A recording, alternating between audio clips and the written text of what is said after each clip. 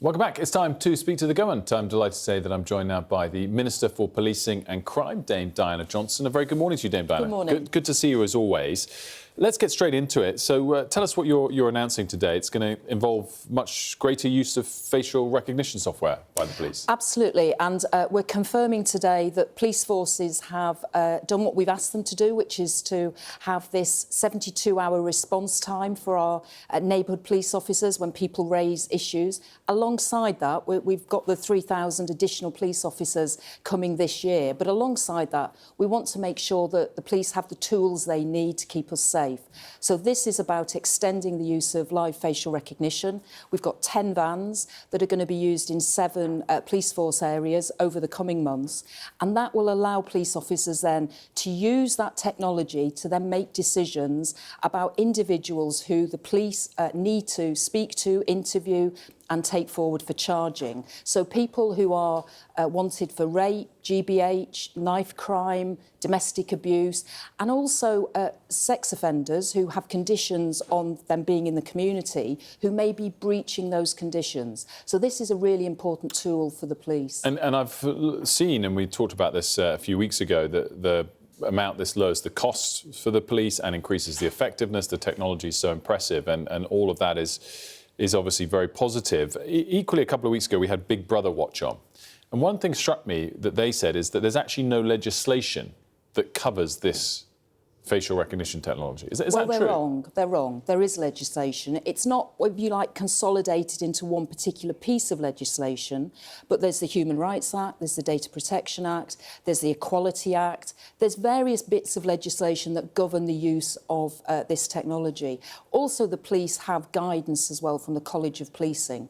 There is a genuine issue about whether we should try and put it into one place and have better oversight and transparency about the use of this technology. So we are going to consult on that later this year. But at the moment, there is a legal basis for using this, because we wouldn't bring it forward and want to promote it if we weren't reassured that that legal basis was there. It's really interesting, though, because I guess there's been suddenly, as you're announcing today, a big increase in how much it's going to be used based on a quick decision as opposed to a full debate in Parliament. So maybe that's what they're getting at. More broadly, whether it's the police or private companies, is there grounds to, I guess, get to that legislation quicker, in that if the police or anyone stops and asks to see my driver's licence, I know that they're doing that. There's a big difference with this. They'll be scanning my face as I walk past. Hopefully they won't then arrest me for anything, but I won't have even known that's happened. Well, should that be legislated for? You will actually know, because when I went down to Croydon to see this actually being demonstrated, there's a van that was parked in the centre of Croydon town centre. There were signs everywhere saying there is a live facial recognition demonstration happening now, so people could see that. So some people I could see were choosing to walk away from where the van was parked, but there is full disclosure of what's actually happening. That's part of the guidance that the College of Policing set forward that police forces have to do. And the list that's compiled of people who are wanted by the police is done within a few hours. It's then deployed in that particular time and place, and then it's actually wiped. So it's it's a process which does not store data, and the public will know that it's happening in their area. So just to be clear on that.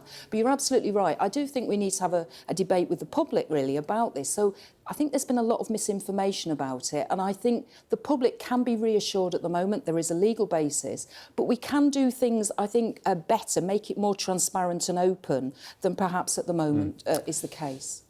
Similarly, on your beat, there's new guidance now that the police should consider disclosing ethnicity and nationality of suspects. Why are you doing that?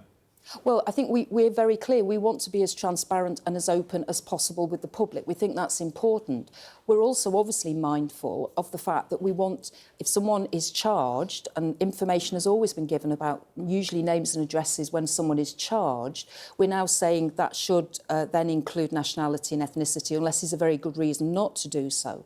But we're also very conscious of the need to make sure that anyone going forward to trial, it doesn't in any way prejudice that trial, because I think all of us want to make sure that victims get justice at a trial.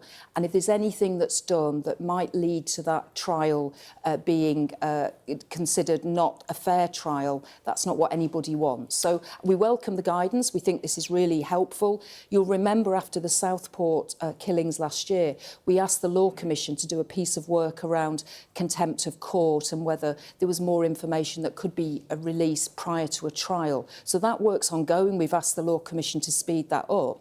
But for the College of Policing producing this interim guidance for police forces, absolutely, we welcome it. Is it going to put the police in a really difficult position? I mean, the guidance is that they should consider disclosing ethnicity.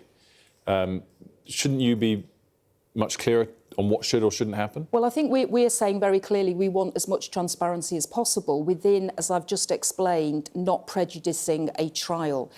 Obviously, it's a matter for the police and the CPS to make those decisions together, but clearly the Prime Minister, the Home Secretary, myself, we want to be as transparent as possible. I want to talk about benefits. New numbers came out from the Department of Work and Pensions yesterday.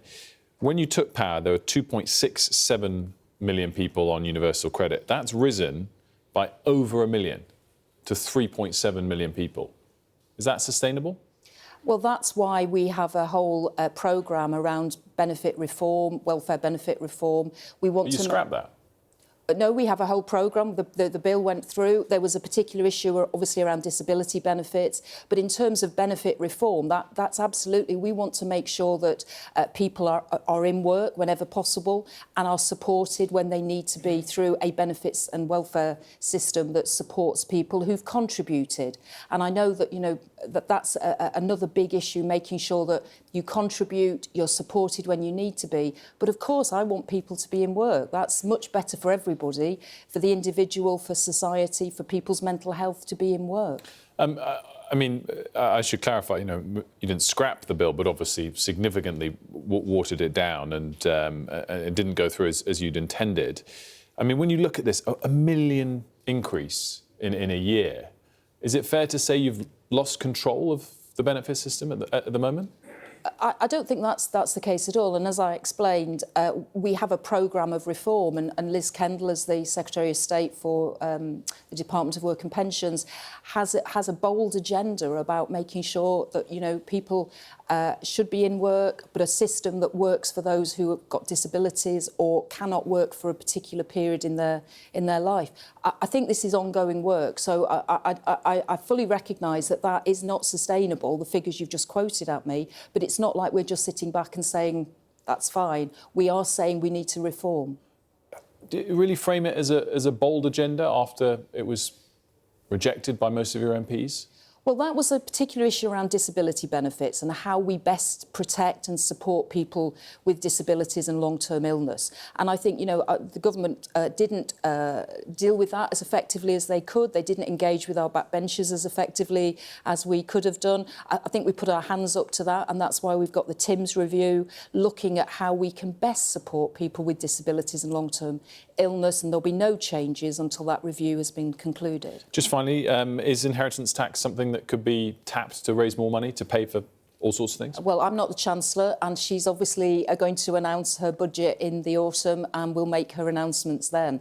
But what I'm really clear about is that the decisions that she's already taken have allowed, for example, for me as the Policing Minister, to make sure that we're getting those 3,000 additional police officers this year into our communities to keep people safe. So I think the budget will come in October, and we'll hear then what she wants to announce. Dame Diana Johnson, great to see you. Thanks for joining us. Thank you.